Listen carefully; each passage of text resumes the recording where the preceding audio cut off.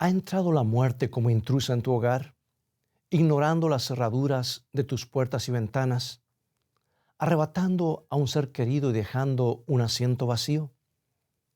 Déjame hablarte acerca del día cuando nunca más habrá un asiento vacío. Toma tu Biblia y mantente en sintonía.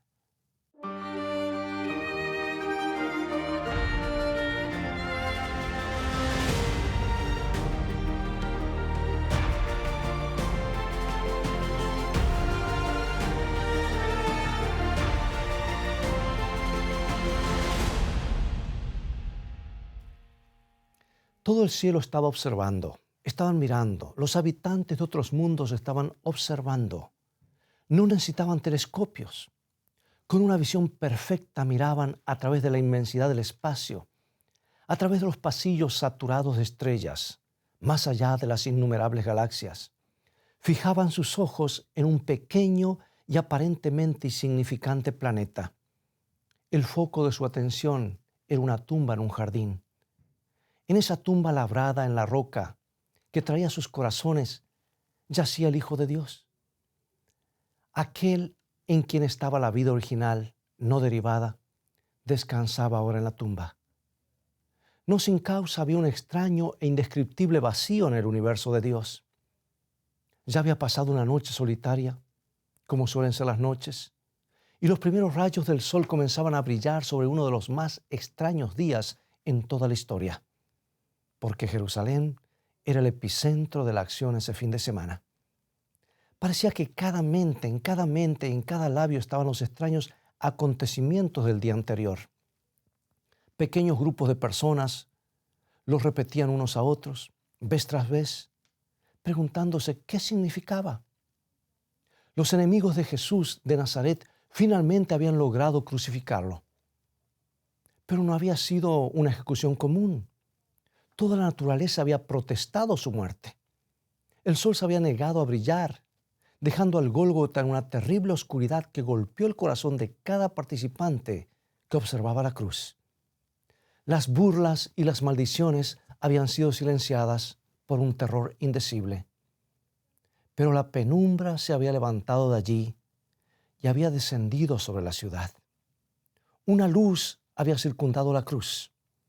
Y mientras Jesús hablaba sus últimas palabras, su rostro brilló con una gloria como la del sol. Entonces volvió la oscuridad y el terremoto. El terremoto al momento de su muerte fue lo peor de todo. Hubo un retumbar violento. La gente fue sacudida como manojos. Reinaba gran confusión. Las rocas y las montañas de las montañas vecinas se partieron, rodando hacia las planicies. La creación parecía sacudirse hasta sus átomos. Pero eso no fue todo. Tumbas fueron abiertas por el terremoto arrojando cuerpos. Y allí yacían sin ser sepultados porque nadie los sepultaría en sábado. ¿Y qué decir de lo que había sucedido en el templo en el mismo momento cuando Jesús murió? Eso fue lo más espeluznante de todo.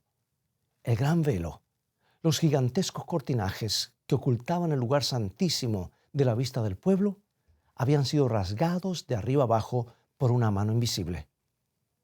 Y ahora estaba vacío. Nada allí excepto el cofre dorado con los querubines labrados en su cubierta. La presencia de Dios había desaparecido. No había ya una nube de gloria. ¿Pero acaso no había Jesús dicho: vuestra casa os es dejada desierta? Había sido un día terrible, un día sin igual en la historia. En toda Jerusalén difícilmente había un corazón que no hubiese sido golpeado por la culpa.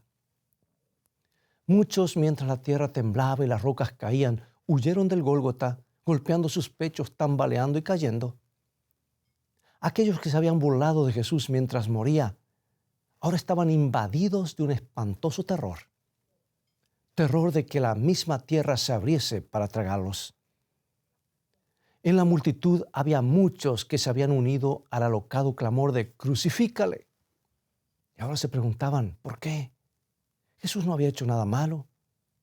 ¿Qué mal podría haber hecho un toque sanador o en una palabra de perdón? ¿Qué mal había? Imagínalo si puedes. Regresar del lugar de la crucifixión y encontrar a un ser querido enfermo quien está llamando a Jesús por sanidad.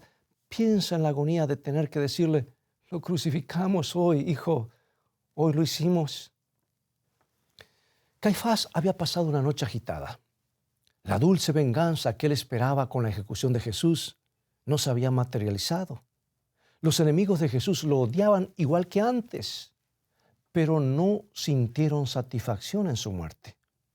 Temían al Cristo muerto más que al Cristo viviente. No se sentían conformes con los resultados de su día de labor. Otros, con sus mentes abiertas por lo que habían visto, no podían dormir. Habían pasado la noche con sus lámparas y sus rollos estudiando las profecías, decididos a no descansar hasta haber descubierto si Jesús podría ser después de todo el verdadero Mesías. Y ahora ellos demandaban respuesta de los líderes religiosos. Y esos líderes, tratando de inventar respuestas mentirosas, se parecían hombres dementes. La gente común también demandaba respuesta. La noticia del juicio injusto cundió rápidamente.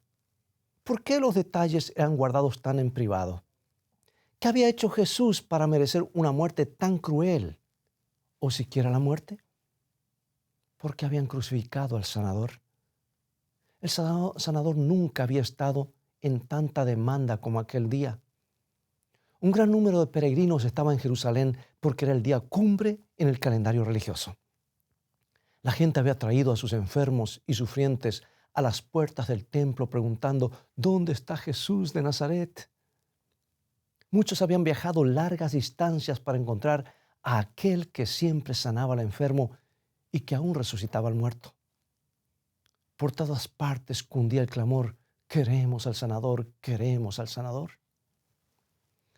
No había nadie quien sanara a los leprosos, nadie que hablara palabras de perdón, nadie que confortara al corazón quebrantado. Y los oficiales del templo no les decían por qué. La gente seguía preguntando por Jesús. Estaban decididos a tener al Cristo viviente entre ellos otra vez. Y ellos no serían impedidos. Finalmente el atrio del templo fue despejado, la gente desalojada. Los soldados estacionados en las puertas para rechazar a la multitud que venía con sus enfermos y sufrientes queriendo entrar, fueron rechazados. El atrio del templo, que por 3 años y medio había llegado a ser un lugar de bendiciones, ahora se había transformado en un lugar de cruel rechazo. Se oían gemidos por las calles mientras los sufrientes morían deseando el toque sanador de Jesús.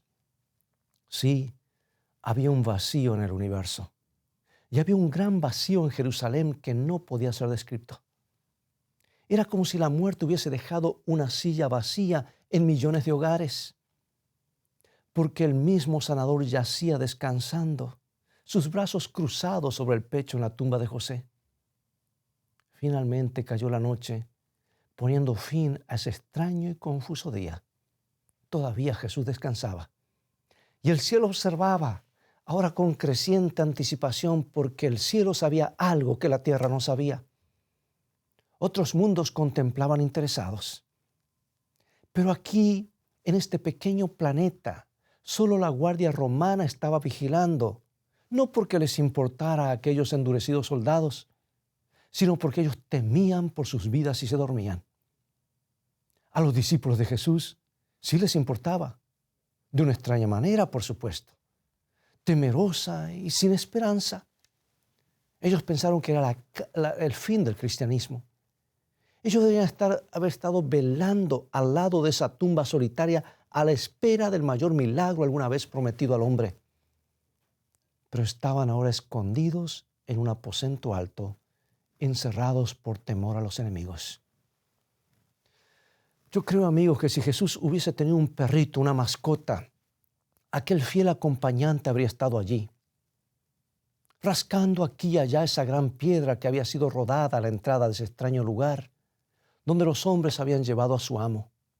Pero no había ni un perrito, no había discípulos. Aparte de la guardia romana, no había observadores allí. Pero allí estaba una multitud de observadores. Una hueste de ángeles malignos estaba allí, decididos a mantener a Jesús sellado en la tumba para siempre. Satanás estaba allí. Había ordenado a sus ángeles mantener sus posiciones y no rendirse ante ningún asalto. Porque Satanás sabía que si Jesús salía de la tumba, su propio reino estaría condenado. Pero los ángeles de Dios también estaban allí. Ángeles poderosos guardaban la tumba en silencio, pero expectantes, esperando el momento cuando darían la bienvenida al príncipe de la vida. La noche avanzó lentamente. La tierra giró sobre su eje, como lo había hecho por miles de años. Jesús todavía era un prisionero en su pequeña tumba. La gran piedra todavía estaba en su lugar. El sello romano seguía intacto. Los guardias romanos mantenían la vigilia. Ningún cautivo jamás había estado más seguro en manos de sus enemigos. Así pensaban los hombres débiles. La hora más tenebrosa habría llegado. Los primeros rayos del sol naciente estaban por desplazar la noche. Todo el cielo esperaba con aliento suspendido. Repentinamente el momento había llegado. El Padre habló y el ángel más poderoso del cielo se apresuró hacia la tierra. Con su rostro iluminado y sus vestimentas blancas como la nieve, partió las tinieblas en su trayectoria. Y tan pronto como sus pies tocaron el suelo, éste tembló bajo sus pies. Ya no importaba lo que Satanás había ordenado. La hueste maligna retrocedió y Satanás con ellos. Huyeron ante la proximidad de un solo ángel, el ángel que había ocupado el lugar del caído Lucifer. El poderoso ángel Gabriel se aproximó a la tumba. Rodó la gran piedra como si fuese un canto rodado y se sentó sobre ella. Todo el cielo se iluminó con la gloria de los ángeles. Los guardias romanos cayeron al suelo indefensos. ¿Dónde estaba ahora el poder de Roma? Aquellos endurecidos soldados, temblando de temor, vieron el rostro del poderoso ángel y lo oyeron clamar: Hijo de Dios, levántate, tu Padre te llama. Y entonces vieron al Hijo de Dios salir de la tumba y lo oyeron proclamar sobre ella: Yo soy la resurrección y la vida. Todo el universo irrumpió de gozo. Jesús estaba vivo. Débiles mortales habían tomado consejo, conspirado y planificado. Ellos tuvieron su día, pero montañas sobre montañas nunca podrían haber retenido a aquel prisionero en su tumba. ¿Notas, amigo y amiga, cómo el ángel se dirigió a Jesús? Hijo de Dios, sal fuera, tu Padre te llama. Jesús era totalmente divino y totalmente humano. Él era el Hijo de Dios y el Hijo del hombre. En Jesús, el Jesús humano murió, pero la divinidad no murió. El ángel llamó a la divinidad de Jesús y el Jesús divino resucitó al Jesús humano. Y Jesús salió de la tumba por la vida que estaba en él. ¿Suena esto extraño? Piensa otra vez en alguna de las cosas que Jesús dijo. Yo soy la resurrección y la vida. Y recuerda lo que él dijo estando en vida, San Juan capítulo 10, versículo 18. Nadie me la quita, sino que yo de mí mismo la pongo. Tengo poder para ponerla y tengo poder para volverla a tomar. Este Jesús tenía poder para deponer su vida por su propia voluntad. Eso lo podemos entender. Pero también tenía el poder para volverla a tomar. Eso es lo que él dice. Solamente la divinidad puede proclamar sobre una tumba vacía: yo soy la resurrección y la vida. Solamente la divinidad puede decir lo que se registra en San Juan 6, 54. El que come mi carne y bebe mi sangre tiene vida eterna, y yo le resucitaré en el día postrero. Y solamente la divinidad puede decir lo que dice San Juan 14, 19. Todavía un poco y el mundo no me verá más, pero vosotros me veréis, porque yo vivo, vosotros también viviréis. Jesús y su divinidad tenían poder para romper las cadenas de la muerte.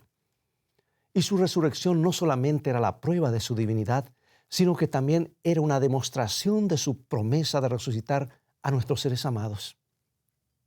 ¿Recuerdas aquellos cuerpos que fueron arrojados de sus tumbas en el momento que Jesús murió? ¿No fueron arrojados sin propósito? Al momento de su resurrección, Jesús los llamó a la vida. ¿Quiénes eran estos resucitados? Bueno, no lo sabemos, excepto que eran elegidos de entre aquellos que a través de los siglos habían testificado por su Señor a costo de sus vidas. ¿Estaba Abel el primero que murió entre ellos? ¿O Juan el Bautista? No lo sabemos. Pero ¿por qué fueron llamados a la vida? Como una demostración del poder de Cristo para resucitar a sus fieles. Y porque Él quería estar seguro que no habría dudas en cuanto a su propia resurrección.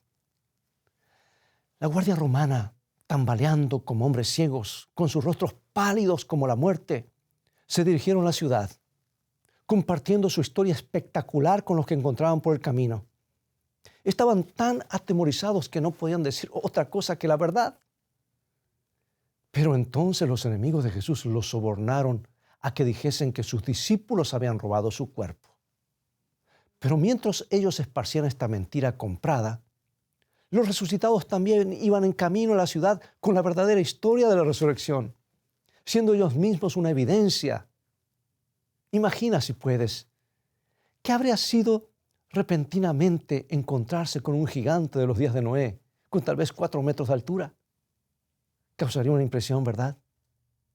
Y creo que había más de una razón por la cual estos fueron resucitados. ¿Acaso no era justo, luego de lo que Jesús había experimentado, luego de dar su propia sangre para redimir a los hombres, no era acaso justo que Él no tuviese que esperar más de 2000 años para tener a alguno de ellos consigo? Los discípulos de Jesús podían haber ofrecido un relato vívido, un testimonio vivo de la resurrección de aquellos mártires de siglos pasados. Pero recuerda que los discípulos no estaban allí. Estaban escondidos en el aposento alto, con sus esperanzas desmoronadas. Ellos perdieron la escena espectacular. Y mientras los discípulos lamentaban su desilusión, ¿qué acerca de los enemigos de Jesús? Los sacerdotes, cuando oyeron el informe de los soldados romanos, temblaron de temor. Sus rostros se volvieron rostros de muertos. A Caifás le fue imposible hablar. Pilato tembló cuando oyó las nuevas y en terror se encerró por algún tiempo. La paz lo dejó para siempre y vivió como un miserable hasta el día de su muerte. Los sacerdotes y dirigentes estaban con temor continuo. Temían que al caminar por las calles o aún en sus mismas casas pudieran encontrarse cara a cara con el Jesús resucitado. Y barras y cerraduras no ofrecían protección contra el Hijo de Dios. Pero en el cielo, las alabanzas de gozo rebosaban con un gran clímax que hacía eco de mundo en mundo. Jesús estaba vivo. ¿Y Jesús? ¿Qué de Jesús? ¿Cómo habría pasado el primer día después de su terrible prueba? En reunión con su Padre y con sus ángeles. Sí, pero espera. Había 2 personas que lo necesitaban específicamente. Una era María. María, quien había sido perdonada tantas veces. María, que había sido levantada a una nueva vida. María, quien con gran sacrificio personal había comprado un costoso perfume de alabastro y había volcado todo su contenido sobre la cabeza y los pies de aquel a quien ella debía tanto. María, quien aún estaba rondando la tumba, llorando desconsoladamente. Él debía primero sanar las heridas de María. Y Pedro también necesitaba a Jesús, casi tanto como María. Pedro, quien lo había negado. Pedro, quien necesitaba saber que él era todavía parte del círculo íntimo, que aún era amado y que aún se podía confiar en él. Jesús se encargó de esto. ¡Oh, qué Salvador! ¿Y qué día? Antes que el día terminara, Jesús tomó tiempo para caminar con 2 de sus seguidores en camino a Emaús para darles un estudio bíblico personal. Y finalmente, para completar el día, Jesús mismo fue al aposento alto donde sus más allegados estaban escondidos y les trajo nuevamente la paz, una nueva esperanza, nueva vida a corazones destrozados con la duda y la desilusión. Nunca había habido un día tal y nunca lo habrá otra vez hasta que Jesús irrumpa por el cielo iluminado con una gloria que este pequeño planeta nunca ha imaginado. ¿Recuerdas cuando la tierra tembló ante la aproximación de un solo poderoso ángel que vino a llamar al Hijo de Dios a la vida?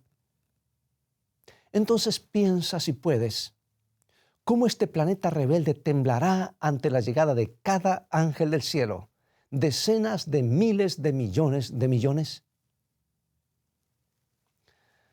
Amigo y amiga, las palabras nunca podrán describir la gloria del gran día de la resurrección, cuando Jesús llame a la vida, no a unos pocos, sino a cada uno de sus hijos que ahora duermen en el polvo. Las palabras nunca podrán describir la emoción de esa gran reunión. Y entonces, si solo estamos listos, nuestro Señor nos tomará en esa nube de ángeles con los resucitados, con Juan, María, Alicia y Pablo, y nos llevará al hogar. Y entonces sí, finalmente habremos llegado al hogar. ¿Te has dado cuenta que desde que Lucifer y sus ángeles fueron expulsados del cielo, ha habido un lugar vacío allí? Ha habido muchos lugares vacíos, sillas vacías, miles y miles de ellas que nunca han sido ocupadas. El lugar de Lucifer fue ocupado por el poderoso Gabriel, pero los lugares, las sillas de las huestes de ángeles que cayeron con su líder rebelde, están esperando por hombres y mujeres, incluyéndote a ti y a mí. Y cuando esos lugares sean ocupados, el cielo nunca más será un lugar solitario. Nunca más en algún lugar del cielo habrá una lágrima, una separación o un asiento vacío.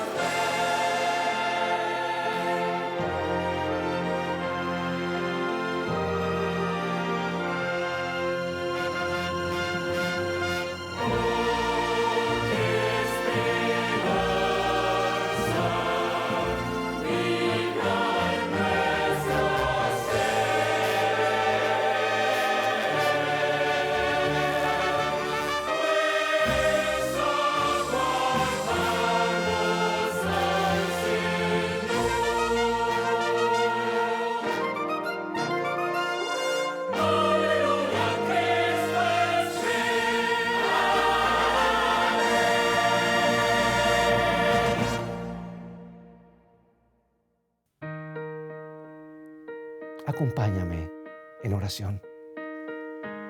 Gracias, Padre, por amarnos tanto. Gracias porque la resurrección de Jesús es la garantía que un día hemos de encontrarnos otra vez con nuestros seres amados, porque los hijos de Dios nunca se ven por última vez. Rendimos hoy nuestro corazón a ti. Tómanos nuevamente. Perdónanos las veces que te negamos o te damos la espalda, siendo indiferentes y siguiendo nuestros caminos. Resérvanos un lugar en tu reino eterno, porque queremos estar con Jesús para siempre. En su santo nombre oramos. Amén.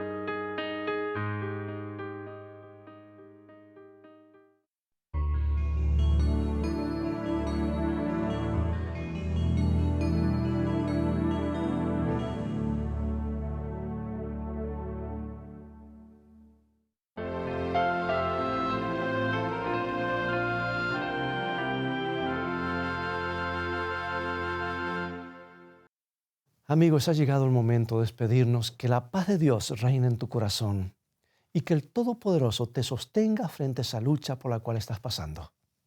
Visítanos en nuestro sitio de internet, escritoestá.tv, donde podrás ver nuevamente este programa y obtener una variedad de estudios bíblicos gratuitos.